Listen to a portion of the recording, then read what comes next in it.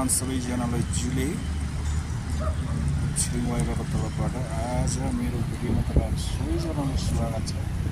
है आज म बागमती खोलाको छेउमा छु।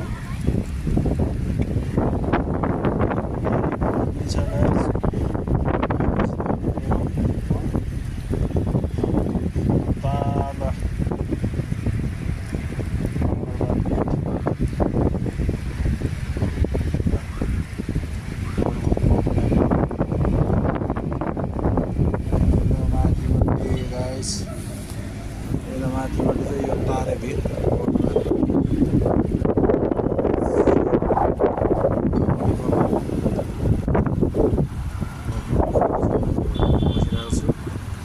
हावा पनि चलिरहेछ, घाम पनि टकटक पोल्ने लागिरहेछ।